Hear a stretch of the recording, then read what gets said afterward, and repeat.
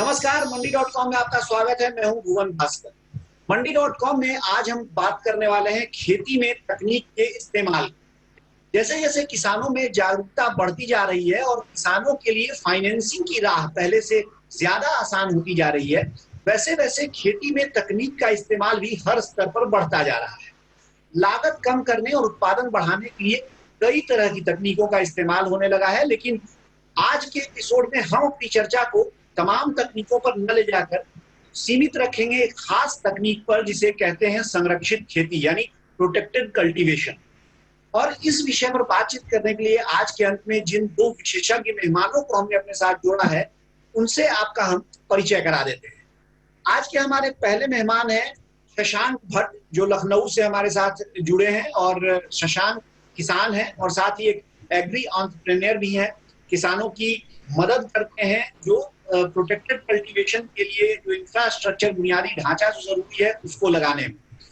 और दूसरे मेहमान हमारे नीरज ढांडा हैं, जो प्रगतिशील किसान हैं। आप हरियाणा के जींद से हमारे साथ जुड़ रहे हैं और हमारे दर्शक उनसे परिचित भी हैं, क्योंकि पहले भी मंडी.com में हमने आपको उनकी कहानी भी दिखाई है। और उनकी खासियत अगर हम बताएं तो वो थाई अमरूद की खेती करते हैं और जो कुछ तरीके उन्होंने अपनाए हैं उससे आज की डेट में एक उनके पास अपना एक वर्ग है ग्राहकों का, जिसको वो 1000 रुपए किलो तक भी वो अमरूद बेचते हैं।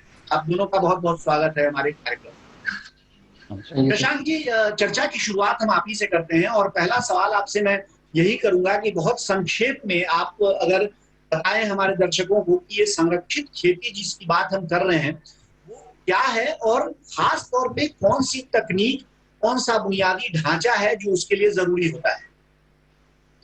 सर, संरक्षित खेती से हम आज की डेट में जो तात्पर्य है कहने का कि पॉली हाउस और नेट हाउस, इसमें क्या होता है कि हम अपनी क्रॉप को, अपनी फसल को चारों तरफ से कवर कर देते हैं, जिससे कि उनको मौसम की मार ना लगे, सर्दी गर्मी जाड़ा बरसात का फर्क ना पड़े, उसे बीमारियां ना आए, जिससे कि हम अपने फसल को सुरक्षित रख सकें। तो उसके लिए होता क्या है कि सर आपको एक पॉली हाउस हो गया या नेट हाउस हो गया, इस तरह का कोई स्ट्रक्चर अपने एरिया में डेवलप करना पड़ता है, जिससे कि आप अपनी क्रॉप को प्रोटेक्ट कर सकें।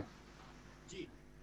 और शशांक, इसके साथ जैसे मैंने एक बात कही कि ठीक है, जो पॉली हाउस हो गया, उसके साथ कुछ और तकनीक, कुछ और उपकरण, जैसे मैं आपको बताऊं मल्चिंग है, या जो कि शायद प्रोटेक्टेड खेती के अंदर नहीं आता है, लेकिन जब आप नेट हाउस का इस्तेमाल करते हैं तो आप ड्रिप इरिगेशन का इस्तेमाल करते ही हैं, मल्चिंग आपको करना ही पड़ता है। तो ये सब भी कुछ तकनीक है। सर, हाईटेक फार्मिंग में जब आप इंटर करते हैं तो आपका बेसिक लेवल जो होता है मेरे हिसाब से वो ड्रिप इरिगेशन होता है। उसके बाद आप होता है कि मल्चिंग लगाइए। मल्चिंग लगाने से आपका वीड नहीं आता है। ड्रिप आपका बूंद बूंद जब आपकी क्रॉप को जाता है तो वो आपके फसल को दुगनी ताकत से उसको डेवलप करता है, प्रोडक्शन बढ़ाता है, आपका मेंटेनेंस कम करता है, आपके खर्चे कम हो जाते हैं। जहाँ पे मैं एक छोटा सा एग्जांपल देता हूँ। मैं किसान के यहाँ गया था एक बार, तो वो 1 एकड़ की इरिगेशन करने के लिए, फ्लड से इरिगेशन करने के लिए तकरीबन 12 घंटे पानी चलाता है। और प्लस वो अपना फड़वा लेके वहां पे लगातार खड़ा है कि मेरे इस पार्ट से इस पार्ट में पानी जाना है तो अब मुझे मेड़ काटना पड़ेगा। और मतलब टोटल 12 घंटे लग रहे थे उसको 1 एकड़ का इरिगेशन करने के लिए। आज की डेट में ड्रिप इरिगेशन से अगर आप चाहें तो 1 एकड़ का इरिगेशन आधे घंटे में कर सकते हैं, तो जो कि बहुत ही बेनिफिट है। जी जी।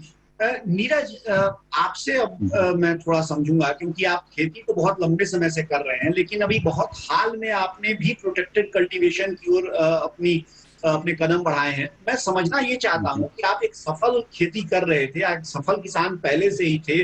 बहुत बढ़िया आपकी खेती पिछले 5-6 साल में आपने अपने टर्नओवर को, मुझे लगता है कि कई गुना बढ़ाया है। और जिस तरह से ग्राहकों को तक आप पहुंचे हैं, एक डायरेक्ट फार्मिंग, डायरेक्ट मार्केटिंग में आपने एक मुकाम हासिल किया है। लेकिन इसके बावजूद आपको क्या जरूरत पड़ी, कौन सी ऐसी जरूरत थी आपकी खेती में जो आपको लगा कि प्रोटेक्टेड फार्मिंग की ओर आपको जाना चाहिए। मैं आपको बताऊं, मेरे सवाल का मतलब केवल ये है कि आप ये किसान जो हमारा कार्यक्रम देख रहे हैं उनको ये बता सकें कि आखिर कौन सी ऐसी खेती है या कौन सी ऐसी जरूरतें या कमियां हैं जिनके कारण की संरक्षित खेती की ओर बढ़ने की जरूरत है। आज के दिन जो ओपन फार्मिंग है उसमें खर्चा बहुत ज़्यादा है। क्वालिटी प्रोड्यूस फार्मर नहीं ले सकता है, क्वांटिटी के ऊपर भी बहुत असर आता है। प्रोटेक्टेड खेती के अंदर इन चीज़ों की दिक्कत नहीं होती। पौधे को बायोटिक स्ट्रेस नहीं होता है, खर्चा बहुत सीमित रहता है। टेक्नोलॉजी मल्चिंग है, मल्चिंग से जो भी न्यूट्रिशन हम दे रहे हैं, जो भी हम पानी दे रहे हैं, कम मात्रा में पानी लगता है, कम मात्रा में खाद लगती है और सही रेशो में हम उस खुराक को देते हैं, जिससे पौधा अच्छे तरीके से फलता फूलता है। एंड रिजल्ट जो फ्रूट का है वो बहुत ही अच्छा आता है, जो कस्टमर को प्लीज करता है और अच्छा पैसा कस्टमर से फार्मर ले सकता है। ये चर्चा हमारी जारी रहेगी। जो अभी तक की हमारी चर्चा हुई, इससे इतना तो समझ में आ गया कि जब हम संरक्षित खेती करते हैं तो दो चीजें बहुत खास तौर से फायदा किसान को होता है। एक तो उसकी गुणवत्ता जो उपज की है उस पर उसका पूरा नियंत्रण होता है, और दूसरा कि उसका जो संसाधन उसके लगते हैं, जैसे जितनी घंटे की बिजली चाहिए, जितना पानी चाहिए, उसमें बहुत बड़ी कटौती वो करने में सफल होता है। आगे कार्यक्रम में और कई दूसरे पहलुओं पर हम बात करेंगे इस खेती की, लेकिन फिलहाल वक्त हो गया है एक छोटे से ब्रेक का। बने रहिए हमारे साथ, देखते रहिए मंडी टॉक।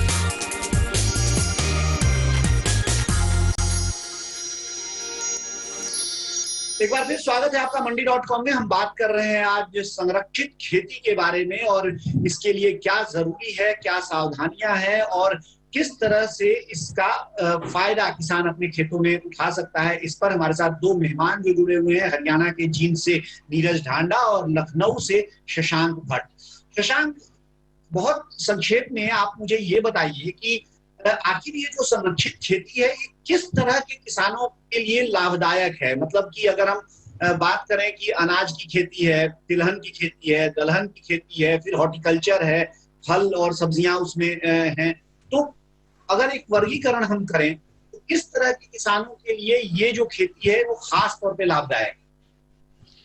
सर, संरक्षित खेती को अगर देखा जाए तो सिर्फ और सिर्फ मेरे हिसाब से हॉर्टिकल्चर क्रॉप्स के लिए ही माना जाता है। हॉर्टिकल्चर क्रॉप में भी मैं स्पेसिफिक कर दूं कि अगर आपको पॉली हाउस, नेट हाउस लगाना है तो आप उसमें वेजिटेबल ग्रो कर सकते हैं। वेजिटेबल में भी आपका कुकुम्बर हो गया, टमाटो हो गया, आपका कैप्सिकम हो गया, ब्रिंजल हो गया, इस तरह की वेजिटेबल आप करें। चेरी टमाटो कर सकते हैं, स्ट्रॉबेरी कर सकते हैं। आज की डेट में हाईटेक पॉली हाउसेस बन रहे हैं जिसमें फैन पैड सिस्टम भी लगता है। उसके अंदर आप लीफी वेजिटेबल ग्रो कर रहे हैं, लोग लेयर फार्मिंग कर रहे हैं जिसके अंदर टर्मरिक भी ग्रो कर रहे हैं, और उसके अलावा आप जरबेरा हो गया, रोज हो गया, ये सब भी आप ग्रो कर सकते हैं पॉली हाउस के अंदर। जी नीरज, अभी जब आप बता रहे थे इसके बारे में और कई सारी आपने खासियतें, विशेषताएं इसकी बताई, तो साथ में खर्च की भी आप बात कर रहे थे कि ओवरऑल खर्च किसान का कम हो जाता है। ठीक है, लगने के बाद किसान का खर्च कम हो जाता है, लेकिन ये जो खेती है इसको लगाने का खर्च बहुत बड़ा है। मतलब 1 एकड़ की अगर नेट हाउस की खेती आप करते हैं तो करीब 25 से 30 लाख रुपए तो केवल आपको उसका ढांचा बनाने में लग जाता है। तो ये कैसे किसान मैनेज कर सकता है? आपने कैसे मैनेज किया और दूसरे लोग कैसे कर सकते हैं? हरियाणा सरकार की तरफ से एक अनुदान दिया जाता है। उस अनुदान का 75% हिस्सा सरकार देती है, 25% हिस्सा फार्मर को बियर करना पड़ता है। उसमें एक सहयोग हो जाता है, वन टाइम इन्वेस्टमेंट होती है स्ट्रक्चर को बनाने के लिए। लेकिन इन फ्यूचर इसमें जो रख रखाव और क्वालिटी हर चीज़ों में ग्रो करें तो इसमें फार्मर को बेनिफिट होता ही है, क्योंकि बाहर का जो आंधी है, तूफान है, वो सारी चीज़ें बचती हैं और अच्छी क्वालिटी और मैक्सिमम 1 ग्रेड की क्वालिटी फार्मर उसमें तैयार कर लेता है। इसमें फार्मर को जो सबसे बड़ी चीज नहीं है वो ये रखनी है, जो सरकार की तरफ से गाइडलाइन इशू होती हैं जिस भी कंपनी को उस स्ट्रक्चर को बनाने के लिए, उसमें फार्मर उस गाइडलाइन को डे टू डे फॉलो करे। जैसे हमको अपने मकान की नींव भरते हुए फॉलो करनी होती है, ऐसे ही ये स्ट्रक्चर फार्मर का एक मकान है। फाउंडेशन लेवल से ही फार्मर को कितना पिट बनेंगे, किस साइज के पिट बनेंगे, कितना स्ट्रेंथ है, उस गाइडलाइन के अनुसार अगर फार्मर इन चीजों को फॉलो करेगा तभी ही चीजें सही रहेंगी। हर चीज, हर मटेरियल गाइडलाइन के अनुसार फॉलो होना चाहिए फार्मर का। जी शशांक, जैसे नीरज ने कहा कि हरियाणा में 25% किसान को लगाना पड़ता है, 75% सरकार देती है। ऐसे लगभग तमाम राज्य सरकारें अलग अलग उनका एक प्रतिशत है, कोई 50% भी देती हैं और कोई 80% भी देती हैं। इसमें थोड़ा सा आपसे मैं जानूंगा, क्योंकि आप कई राज्यों में किसानों के साथ काम कर रहे हैं और क्योंकि आप उनके लिए जो ये सबसे कठिन काम है एक तरह से किसान के लिए, सब्सिडी हासिल कर पाना सरकारी विभागों से, उस स्तर तक, उस लेवल पर भी जाके आप किसानों के साथ काम करते हैं। तो आप थोड़ा हमारे किसानों को बताइए जो इस कार्यक्रम को देख रहे हैं कि कौन कौन सी चीजें हैं जो, अगर कोई सब्सिडी लेने के लिए किसी सरकारी विभाग में जाना है तो किस तरह से उसको अप्रोच करने की जरूरत है, और दूसरे दूसरे राज्यों में कहाँ कितनी सब्सिडी है, इसको थोड़ा समझाएं।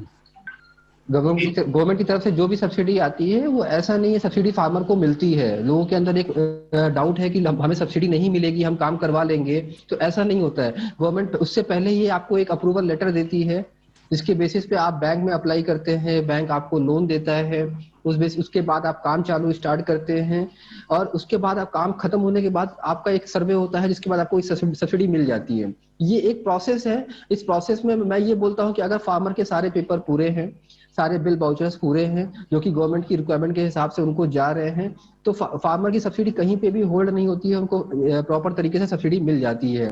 दूसरी बात है सब्सिडी कहाँ कहाँ पे किस तरह से है। सर देखिए, हर स्टेट में अलग अलग क्राइटेरिया है, क्योंकि कहीं पे फार्मर बहुत जल्दी बहुत आगे बढ़ चुके हैं, कहीं पे फार्मर अभी बहुत पीछे हैं। जैसे अब मैं एग्जांपल देता हूं कि आपका यूपी बिहार अभी बहुत पीछे है इन सब चीजों के लिए। अक्सर हरियाणा में है, हरियाणा के फार्मर बहुत आगे हैं, काफी प्रगतिशील हैं, काफी अच्छा काम कर रहे हैं, वहाँ की गवर्नमेंट उनको सपोर्ट भी करती है। थोड़ा यूपी की गवर्नमेंट भी सपोर्ट कर रही है, बिहार की गवर्नमेंट भी सपोर्ट कर रही है, बट जिस लेवल पे करना चाहिए अभी वहां पे कहीं कमी है। ये कमी आती है कंपनियों की वजह से, क्योंकि कंपनियां सही डायरेक्शन नहीं दे पाती हैं फार्मर्स को। यहाँ पे मैं एक चीज और देखता हूँ जो होता है कि फार्मर को इंफॉर्मेशन प्रॉपर तरीके से कम्युनिकेट नहीं होती है। अगर फार्मर को हर चीज की इंफॉर्मेशन सही तरीके से हो, डिस्ट्रिक्ट लेवल पे, डीएचओ लेवल पे लोग सही से कम्युनिकेट करें, सही सारी इंफॉर्मेशन दें, पेपर के बारे में सही से बताएं, सही कंपनी का गाइडेंस मिले उनको, जो कि उनको सही से गाइड करे कि हाँ भैया ये पेपर पुटअप होंगे, इस तरह से हम आपका थोड़ा सा ट्रांसपेरेंसी भी होती है। जैसे फार्मर के बीच में और कंपनी के बीच में ट्रांसपेरेंसी होती है कि हाँ हम इस तरह से काम करेंगे, आप इस तरह से काम करेंगे, हमारे आपके बीच में इस तरह से एग्रीमेंट होगा काम करने का, जैसे ही काम होगा हम आपको सब्सिडी अवेल करा देंगे। यानी इसको ऐसे समझना चाहिए जो नीरज कह रहे थे, और वो मुझे लगता है कि उसी को एक बहुत अच्छी बात नीरज ने कही कि जब किसान अप्रोच करता है किसी बुनियादी ढांचा को खड़ा करने के लिए, चाहे नेट हाउस हो, पॉली हाउस हो, मल्चिंग हो, और तमाम जो सब्सिडी पर, तो किसान को यही मानना चाहिए कि जैसे वो अपना घर बनवाता है वैसे ही वो बुनियादी ढांचा खड़ा कर रहा है। तो उसके लिए जो भी उसको पहले पूछताछ हो, अपने क्लिनिक में जा सकता है, गांव के जो दूसरे जानकार लोग हैं उनसे जानकारी हासिल कर सकता है।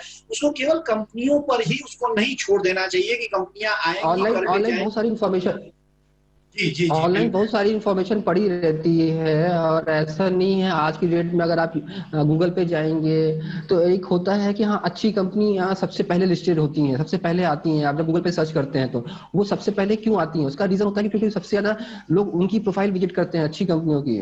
तो आप जब वहां पे भी सर्च करोगे तो आपको बहुत कुछ इन्फॉर्मेशन मिल जाती है, अच्छी कंपनी का इन्फॉर्मेशन मिल जाता है, सब्सिडी का सारा पैटर्न भी पता चल जाता है, किस तरह से काम करना है। ऑनलाइन जो भी माध्यम आपके पास उपलब्ध है, सरकारी वेबसाइट्स हैं, उन पर थोड़ा सा पहले खोजबीन कर लेना चाहिए और उसके बाद ही आपको इसके लिए आगे बढ़ना चाहिए।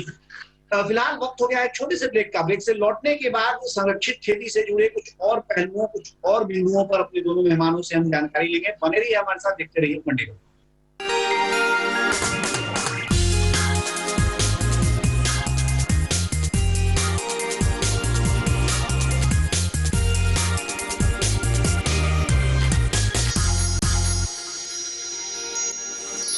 एक बार फिर स्वागत है आपका मंडी.com में। हम बात कर रहे हैं संरक्षित खेती यानी कल्टीवेटेड फार्मिंग की, और इसके बारे में ज्यादा जानकारी देने के लिए हमारे साथ दो मेहमान जो जुड़े हुए हैं। वो एक है नीरज ढांडा जो हरियाणा के जींद से हमारे साथ जुड़े हैं, और हमारे दूसरे मेहमान है लखनऊ से शशांक भट्ट जो खुद भी किसान है और साथ ही एग्री एंटरप्रेन्योर भी है। नीरज, आपसे थोड़ा मैं अब बात करूंगा फसलों की। जैसे हमारा जो अपना मंडी.com में अनुभव है, हमने कई सारे किसानों के लिए जो स्टोरीज की हैं, उनकी सफलता की कहानियां की हैं, उसमें कहा जाए तो अलग अलग डिग्री की सफलताएं हैं। जैसे मैंने आपको एक छोटा सा एक बताऊं कि एक छोटा किसान, 2 एकड़ का किसान जो बेंगलुरु के आउटस्कर्ट्स पे, उसके ठीक बाहर खेती करता है और वो कलर्ड कैप्सिकम उगाता है नेट हाउस में, एक साल में 20 लाख रुपए वो कमाई करता है कलर्ड कैप्सिकम से। दूसरा किसान एक राजस्थान में है जो खीरा केवल करता है, केवल खीरा कल्टीवेटेड फार्मिंग में, और 1 लाख रुपए एक महीने का खीरा, जब पीक टाइम जून का समय होता है, जबकि 50 डिग्री टेम्परेचर होता है, तो वहां से वो उसकी बिक्री करता है। इस तरह से, जैसे कि शशांक जी कह रहे थे कि जो हॉर्टिकल्चर वाले जो फसलें हैं वहां पे ये काफी उपयोगी है। इसमें किस तरह से बाजार जो है वो कैसे तलाश करे किसान, कैसे तय करे कि अपने यहाँ उसको वास्तव में ब्रोकली उगाना है या उसको खीरा उगाना है या उसको कलर्ड कैप्सिकम उगाना है? इसमें सबसे बड़ी बात यह है कि जो प्रोटेक्टिव कल्टीवेशन है उसमें कंपटीशन अभी इतना ज्यादा नहीं है, ये बहुत ज्यादा बड़ा बाजार नहीं है। और अनुमान ये है कि एक तो इसमें जैसे प्रोटेक्टेड कल्टीवेशन में जो क्वालिटी और उसकी शेल्फ लाइफ है ना, वो ज्यादा एनहांस हो जाती है। आप अपने प्रोड्यूस को दूर दराज तक भी आप कहीं भी ले जा सकते हैं। पहला तो बैकबोन की सपोर्ट ये होती है प्रोटेक्टेड कल्टीवेशन की वजह से। दूसरा, कंपटीशन नहीं है आज के दिन इन चीजों का, जो प्रोटेक्टेड कल्टीवेशन में कंपटीशन नहीं है।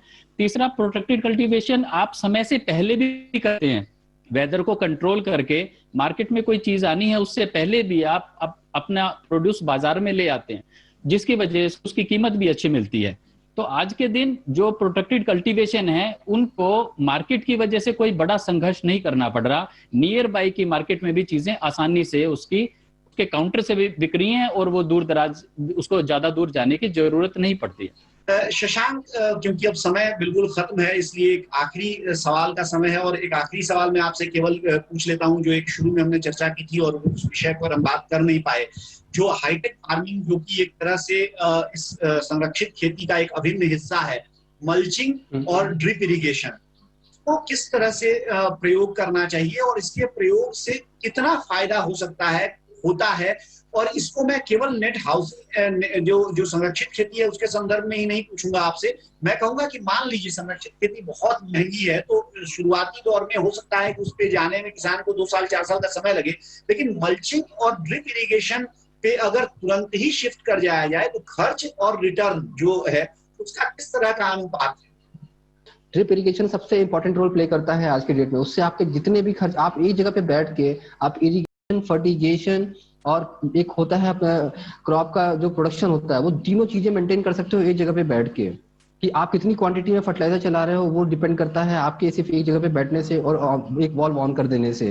तो ड्रिप इरिगेशन और मल्चिंग, मैं बोलूंगा कि गवर्नमेंट को आज की डेट में जो 90% सब्सिडी या 50% सब्सिडी कहीं कहीं पे इससे थोड़ी ज्यादा है या इससे थोड़ी कम है, मैं गवर्नमेंट को बोलूंगा कि 100% सब्सिडी करके जो एरिया आज की डेट में अभी भी अनटच है वहां पे फार्मर को थोड़ा सा पुश करने के लिए, सपोर्ट करने के लिए इस सब्सिडी को बढ़ाना चाहिए और लोगों को हेल्प करना चाहिए। ड्रिप इरिगेशन आपकी लैंड को पहली बार तो बचाता है, दूसरा आपका इरिगेशन कंट्रोल करता है, तीसरा आपका फर्टिगेशन कंट्रोल करता है, और अदर एक्सपेंसेस में बहुत सारी चीजें आती हैं, जैसे आपका बिजली हो गया, पानी हो गया, आपका लेबर हो गया, आपका फर्टिलाइजर हो गया, ये सारी चीजें कंट्रोल करता है।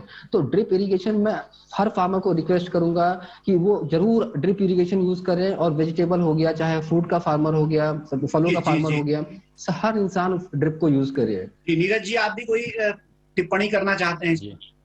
जी, ड्रिप इरिगेशन ओपन फील्ड में भी बहुत कारगर है, जैसे हम ऑलरेडी ऑर्चर्ड लगाया हुआ है हमने, और मल्चिंग उससे भी ज्यादा बेनिफिशियल है। इसमें हमारा फर्टिलाइजर, न्यूट्रिएंट्स की बहुत ज्यादा एक्यूरेसी रहती है और वेस्टेज नहीं होती। एवोपोरेशन को सबसे बड़ा कारण है कि एवोपोरेशन पानी की और फर्टिगेशन की रुकती है मल्चिंग से, क्योंकि बेस तैयार हो जाता है मल्चिंग से।